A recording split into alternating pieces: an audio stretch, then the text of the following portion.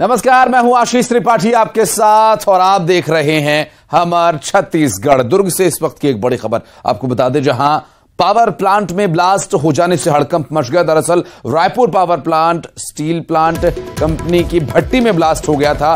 Raipur power and steel company के भट्टी में blast होने का मामला, और इस ब्लास्ट की वजह से यहां पर एक शख्स की मौत हो गई है और 2 लोग इसमें गंभीर रूप से घायल भी हो गए हैं, जिनको सेक्टर 9 अस्पताल में भर्ती कराया गया।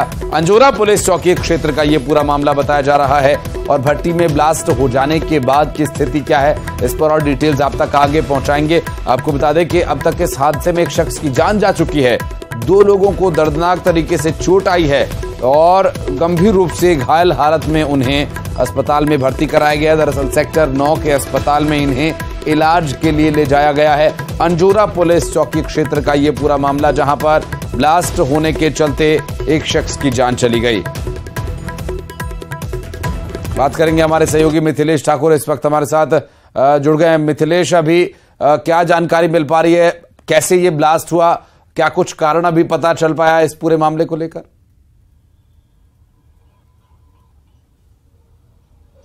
देखिए, जब पूरी तरह से जांच होगी, जांच के बाद में ये स्पष्ट हो पाएगा कि आखिरकार वजह क्या थी ब्लास्ट होने की। लेकिन वजह जो भी रही हो, ब्लास्ट इतना भयंकर था कि संपूर्ण गांव का गांव बताया जा रहा है कि दहल उठा था, काफी जोर से आवाज आई थी।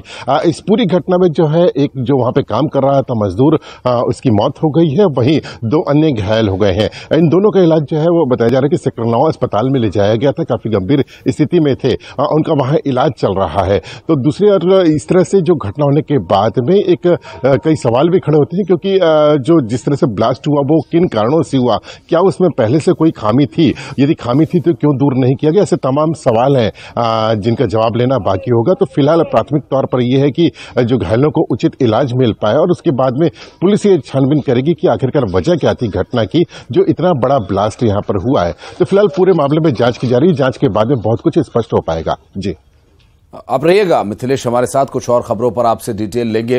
फिलहाल अपने दर्शकों को बता दें, दुर्ग से एक बड़ी खबर आ रही है, जहां डेंगू लगातार बढ़ रहा है और थमने का नाम नहीं ले रहा। जहां डेंगू से चिंता बढ़ गई है, जिले में डेंगू के मामले बढ़ रहे हैं और 5 नए मरीज मिले हैं डेंगू में। भिलाई के सेक्टर 2 में 3 नए मरीज मिले हैं, पाटन में 1, सेक्टर 4 में 1। लगातार डेंगू के मरीज मिलने से हड़कंप मचा हुआ है। नगर निगम और स्वास्थ्य विभाग अब अलर्ट पर है और डेंगू के मामलों को बढ़ने से रोकने के लिए क्या कदम उठाए जा रहे हैं, क्या स्थिति फिलहाल डेंगू के बढ़ते मामलों को लेकर चुनौती के तौर पर है प्रशासन के सामने, इस पर ध्यान देने वाली बात है। लॉन्ग टर्म में तो हम लोगों ने 10 करोड़ का इसमें एक प्रोजेक्ट बनाया है, पूरे बैकलाइन को क्लीन करने का और सीवर लाइन को नई पूरी संधारित करने का। इसका टेंडर भी लगा था, तो इसमें किसी ने पार्टिसिपेट नहीं किया, तो अभी हम लोग शासन से इसके स्वरूप में परिवर्तन करके अनुमति के लिए शासन को भेजा हुआ है। इसके अलावा लगातार वहाँ पर बीएसपी से भी हम लोग बात करें, बीएसपी का भी इसमें जो सीवर लाइन का संधारण का और साफ सफाई का कार्य है वो उनके द्वारा भी किया जा रहा है, हमारे द्वारा भी इसका कार्य किया जा रहा है। लॉन्ग टर्म में जैसे ही अगर सीवर लाइन का संधारण पूरा हो जाता है तो पूरे क्षेत्र में ही जो ये बैकलाइन में जो प्रॉब्लम आती है उसका निराकरण हो जाएगा। और बात करेंगे हमारे सहयोगी मिथिलेश ठाकुर हमारे साथ जुड़े हुए हैं, उनसे जानकारी लेंगे। मिथिलेश, ये डेंगू का डंक डरा रहा है?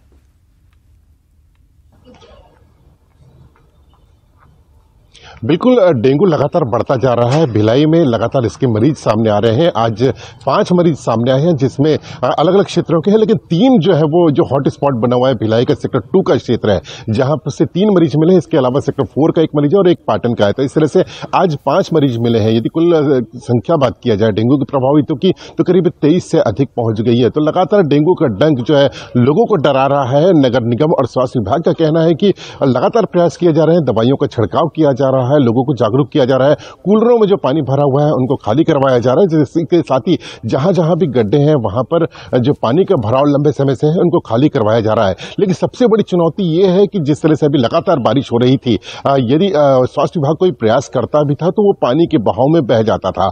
ऐसे में यही वजह होती है कि डेंगू जो है वो पनपने का खतरा सबसे अधिक होता है। वहीं दूसरी ओर यदि बात किया जाए तो जो प्रभावित वाले क्षेत्र हैं वहां पर देखा गया तो अभी तक कोई ऐसा कोई खास प्रभाव नहीं देखने को मिल रहा है। कोई खास वहां पे कार्य देखने के लिए नहीं मिल रहे हैं ताकि डेंगू को रोका जा सके। और यही वजह है कि भिलाई का जब हॉट स्पॉट बना हुआ है, भिलाई का सेक्टर 2, जहां पर लगातार मरीज मिल रहे हैं, क्योंकि वहां पर बैकलाइन जो है वो अधिकांशतः कई जगहों पर साफ सफाई नहीं हो पाई है, लंबे समय से साफ सफाई नहीं हो पाई है। यही वजह है कि वहां पर जो डेंगू है सबसे अधिक पनपने का खतरा बना हुआ है। इसके अलावा यदि टाउनशिप की यदि बात किया जाए तो कोई ऐसे क्षेत्र हैं जहां पर जो मकानों को कंडम घोषित कर दिया गया था लेकिन उसको तोड़ा नहीं गया, और वो एक स्थान भी डेंगू के पनपने का सबसे प्रमुख स्थल हो सकता है। तो ऐसी तमाम जगह हैं जहां पर प्रशासन को जो काम करना चाहिए वो ध्यान नहीं दिया जा रहा है, और यही वजह है कि डेंगू एक बार फिर से पांव पसार रहा है। यदि जल्दी इसमें ध्यान नहीं दिया गया तो निश्चित रूप से डेंगू को जो रोका जा सकता है वो डेंगू बेकाबू होता नजर आएगा। तो इसलिए प्रशासन को जरूरी है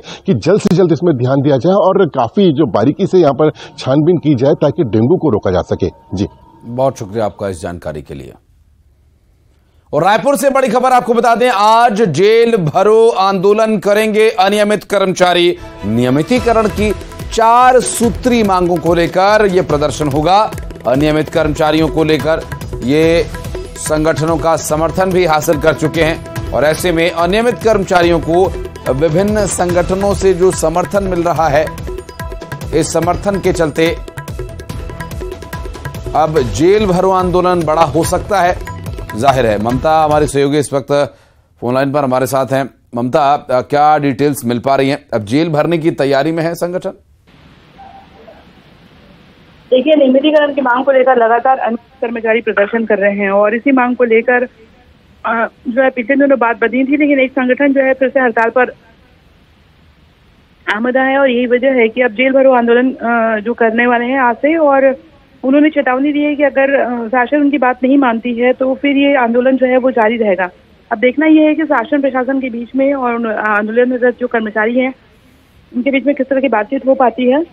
लेकिन ये जरूर है कि अगर टकराव बढ़ता है तो आने वाले समय में जो है वो दफ्तर आम लोगों को परेशानी का सामना करना पड़ सकता है। हालांकि राज्य शासन ने 27% वेतन वृद्धि के बाद कह दिया है कि उनकी मांगे जो है लगातार पूरी करने की कोशिश एक के बाद एक राज्य सरकार कर रही है, और ऐसे में कर्मचारियों को संयम बरतना चाहिए। अब देखना ये है कि क्या बातचीत होती है या फिर जिस तरह से राज्य सरकार कह रही थी कि कार्रवाई हो सकती है, तो उस तरह की चीजें देखने में आएगी।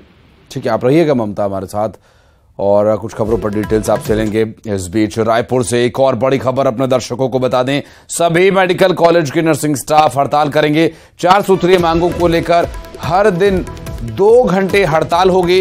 वेतन विसंगतियों को दूर करने, नर्सिंग ऑफिसर का पदनाम देने, नियमित भर्ती करने, नर्सिंग भत्ता दिए जाने की मांगों के साथ ये प्रदर्शन होगा। प्रदेश के सभी मेडिकल कॉलेज के नर्सिंग स्टाफ हड़ताल पर हैं। 4 सूत्रीय मांगें हैं और हर दिन 2 घंटे हड़ताल होगी, प्रदर्शन होगा वेतन विसंगतियों को दूर करने के लिए और नर्सिंग ऑफिसर पदनाम देने के लिए यहाँ पर ये प्रदर्शन हो रहा है। हमारे सहयोगी हमारे साथ लगातार मौजूद हैं।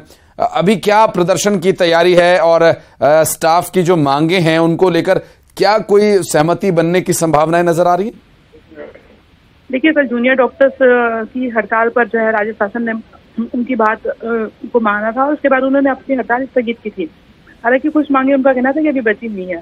अब चूंकि एक जगह अगर मांग पूरी होती है तो दूसरी जगह उम्मीद बढ़ जाती है, तो नर्सिंग स्टाफ वो 2-2 घंटे की हड़ताल की बात कहना है। उसके बाद उनका कहना है कि वो नियमितकालीन हड़ताल पे चले जाएंगे।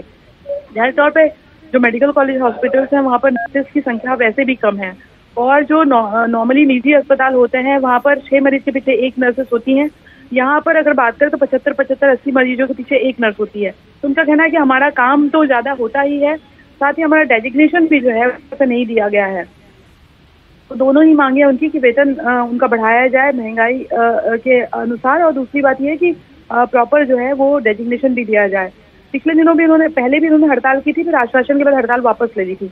कभी 2-2 घंटे की हड़ताल पर रहेंगे, लेकिन इससे वाकई इससे भी काम प्रभावित होगा, मेडिकल कॉलेजेस का, मरीजों की परेशानी बढ़ेगी। अब देखना ये है कि प्रशासन जो है उनसे बातचीत करते हैं या फिर एस्मा के तहत कार्रवाई की चेतावनी दी जाती है, और या फिर ये स्थिति आती है कि अनियमितकालीन हड़ताल के लिए, अनिश्चितकाल के लिए हड़ताल के लिए वो चले जाते हैं आने वाले समय में। तो ये नजर रखने वाली बात होगी। लेकिन 2-2 घंटे भी अगर हड़ताल करते हैं, भले ही सांकेतिक तौर पर हड़ताल है, लेकिन मरीजों की परेशानी तो बढ़ेगी, क्योंकि उस टाइम पर नर्सेस अस्पताल में मौजूद नहीं रहेंगी। और मेडिकल कॉलेज हॉस्पिटल्स में अगर सबसे ज्यादा जिम्मेवारी होती है तो जूडो पर होती है और नर्सेस पर होती है। जी बिल्कुल, स्वाभाविक रूप से ये परेशानियां मरीजों के लिए बड़ी चिंता की बात हो सकती है और अब इस पूरे मामले को लेकर जो व्यवस्था या बीच या कोई रास्ता निकालने का प्रयास प्रशासन की तरफ से होगा वो निश्चित रूप से मरीजों के लिए और नर्स डिपार्टमेंट के लिए भी महत्वपूर्ण होगा। लेकिन ये 2 घंटे की जो हड़ताल है इसका कोई समय तय हुआ है? ये सुबह के वक्त होगा या शाम के वक्त होगा या दोपहर के वक्त होगा?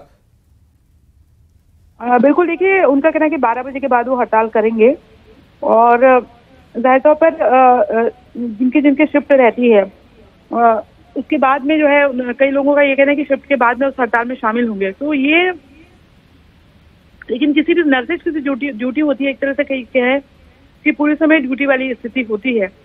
तो ऐसे में देखना ये होगा कि एक साथ सारी नर्सेज जो है वो 2 घंटे हड़ताल पर जाती हैं या फिर ड्यूटी खत्म होने के बाद में नर्सेज जो है उस हड़ताल में शामिल होते जाएंगे, क्रम बाई क्रम करेंगे, ये देखने वाली बात होगी। जी बहुत शुक्रिया आपका।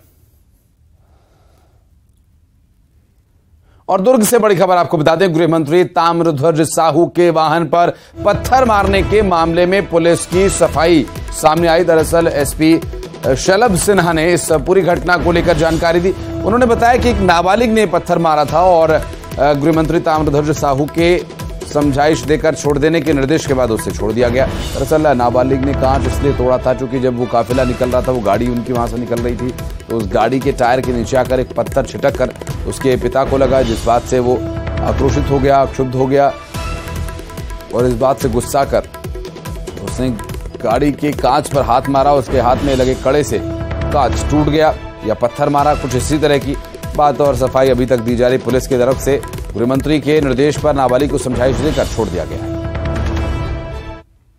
सर पे पत्थर छटक करके आया तो उसका बेटा वहाँ पे था, 16-17 साल का नाबालिग लड़का। वो थोड़ा उससे क्षुब्ध हो गया और वो गाड़ी के पास खड़ा था तो गाड़ी में उसने अपना हाथ मारा, जिससे उसके कड़े से गाड़ी में जो गाड़ी के जो शीशा है, खिड़की का शीशा, उसमें दरार, उसमें मतलब वो फूट गया शीशा जो है। और उसके बाद जब उसको एहसास हुआ तो भागा वहाँ से। पुलिस ने तत्काल उसमें कार्रवाई करते हुए लड़के को अपने कब्जे में ले लिया है और उसके फादर को भी बुलाकर समझाइश दी जा रही है क्योंकि लड़का नाबालिग है, तो उसके संबंध में जो भी कार्रवाई बनती है उस हिसाब से कार्रवाई। और रायपुर से एक और बड़ी खबर आपको बता दें, मारपीट करने वाले आरोपियों का जुलूस निकाला गया। अस्पताल के सामने मारपीट करने वालों पर कार्रवाई और मारपीट के आरोपियों का पुलिस ने जुलूस निकाला और जुलूस निकालकर उन्हें जेल ले जाया गया। दरअसल इस जुलूस में साकिर अली, अरुण, जीतू, साहू का जुलूस निकाला गया। तीनों आरोपियों को पुलिस ने जेल भेज दिया है। मोदहापारा थाना क्षेत्र का यह पूरा मामला है।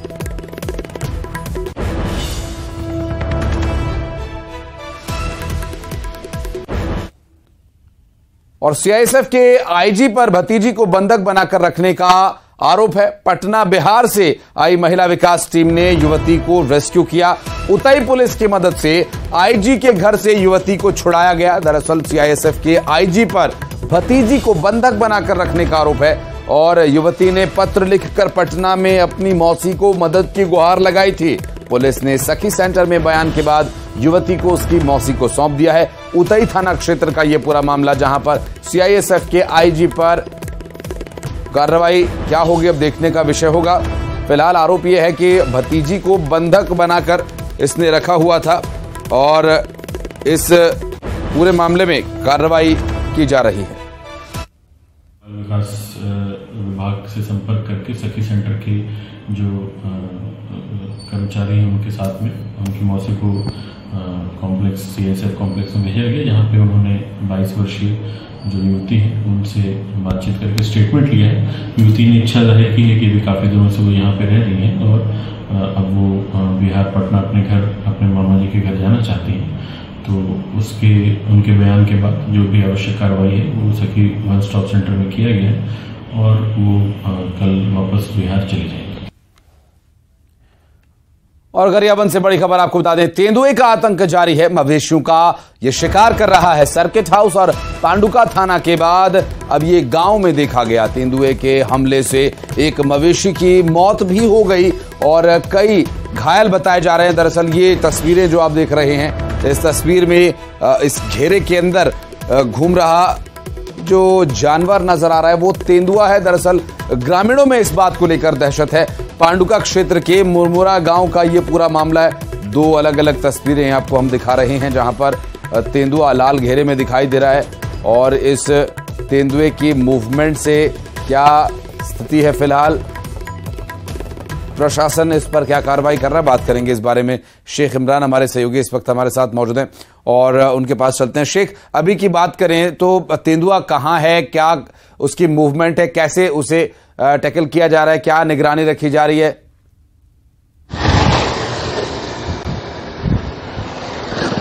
जी आशीष जी, देखिए तेंदुए का जो आतंक है लगातार जारी है। सबसे पहले तेंदुआ जो है गरियाबंद शहर से लगे सर्किट हाउस के पास नजर आता है, जिसके बाद ग्रामीणों में दहशत था और उस तेंदुए को ट्रैप करने के लिए ट्रैप कैमरे भी लगाए गए हैं। उसके ठीक बाद जो है पांडुका थाना के आसपास एक तेंदुआ देखा गया है जो घर के आसपास मंडराते नजर आया और ग्रामीणों में इसको लेकर दहशत था।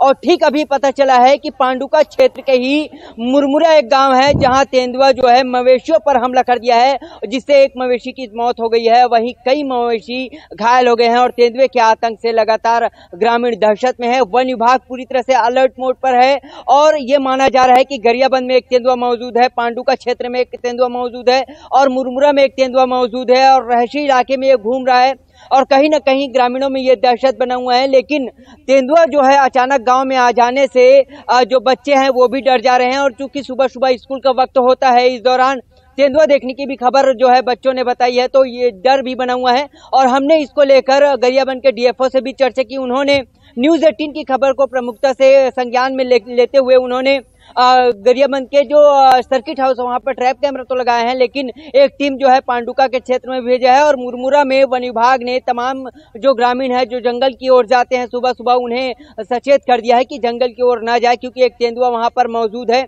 और लगातार तेंदुआ अपने आतंक तो बनाए हुए हैं। वहीं दूसरी ओर पांडुका क्षेत्र में 2 दंतैल हाथी भी पहुंच गए हैं, इससे भी दहशत बढ़ गया है और वन विभाग के लिए मुश्किलें जो है बढ़ती ही जा रही है, क्योंकि तेंदुआ अब गांव के गलियों तक पहुंच जा रहा है। और हमने वीडियो में देखा कि एक तेंदुआ जो है बेहद ही घर के करीब पहुंच गया था, जिससे ग्रामीण भयभीत हो गए और इसकी जानकारी तत्काल वन विभाग को दिया। और अभी हालात यह है मुरमुरा की कि मुरमुरा जो है जंगल से लगा हुआ क्षेत्र है और वहां अक्सर तेंदुए का आना जाना लगा रहता है। इस वजह से तेंदुआ अब तो गांव के अंदर पहुंच गया, जिससे आशीष जी निश्चित तौर पर ग्रामीणों में डर बना हुआ है और वन विभाग पूरे गांव के आसपास पांडुका के सर्किट हाउस के पास और गरियाबंद के सर्किट हाउस के पास, पांडुका के थाना परिसर के पास और मुरमुरा में तीनों जगह में हाई अलर्ट जारी कर रखे हुए हैं और तेंदुए के गतिविधियों पर नजर बनाकर रखे हुए हैं। जी आशीष जी, बिल्कुल स्वाभाविक है और तेंदुए की आमद से दहशत का ये जो कारण है, इस कारण को दूर करना होगा। वन विभाग कैसे कार्रवाई करता है ये भी देखने का विषय होगा। ग्रामीणों की तरफ से जो इस पूरे मामले को लेकर वन विभाग को शिकायत दी गई हो, जो मूवमेंट्स है वो किसी पर्टिकुलर एरिया में देखी जा रही है, क्या वो अपने खाने के लिए वहां पहुंच रहा है या फिर ये भटक कर यहां पर आ गया है, कुछ पता चल पाया इस बारे में?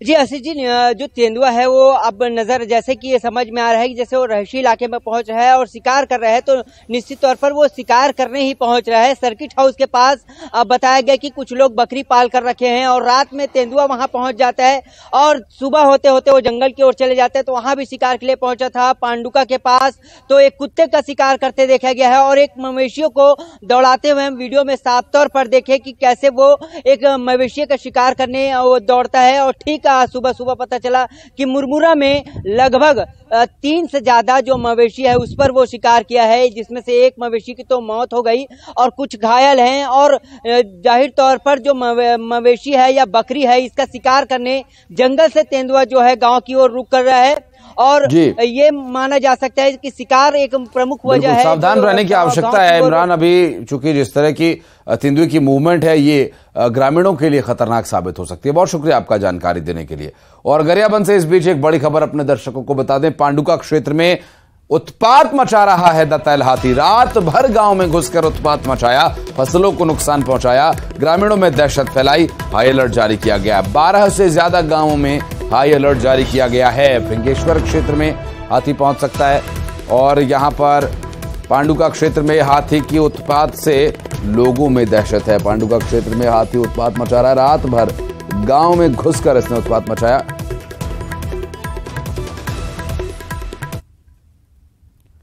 और इस बीच बलरामपुर से आ रही एक बड़ी खबर आपको बता दें, खाद बीज की दुकानों पर कृषि विभाग की रेड, 3 दुकानदारों को नोटिस जारी किया गया। एक दुकान पर खाद की बिक्री पर रोक लगा दी गई है। दरअसल रामचंद्रपुर विकास खंड में कृषि विभाग की कार्रवाई और 3 दुकानदारों को नोटिस जारी किया गया। एक दुकान पर खाद की बिक्री पर भी रोक लगा दी गई है और यहां जो कार्रवाई की जा रही है, ये बलरामपुर से बड़ी खबर, खाद बीज की दुकानों पर कृषि विभाग की तरफ से रेड मारकर कार्रवाई की जा रही है। 3 दुकानदारों को नोटिस जारी किया गया है और 3 दुकानदारों पर नोटिस जारी कर कार्रवाई की बात सामने आई है, जिसमें रामचंद्रपुर विकास खंड में कृषि विभाग की ये कार्रवाई, कृषि विभाग ने दुकानों पर, खाद बीज के दुकानों पर रेड मारी है और नोटिस जारी किया है। और सूरजपुर में नवोदय विद्यालय के बसदेई में 88 छात्र आई फ्लू से संक्रमित हैं। स्कूल में कैंप लगाकर इन्हें इलाज दिया जा रहा है।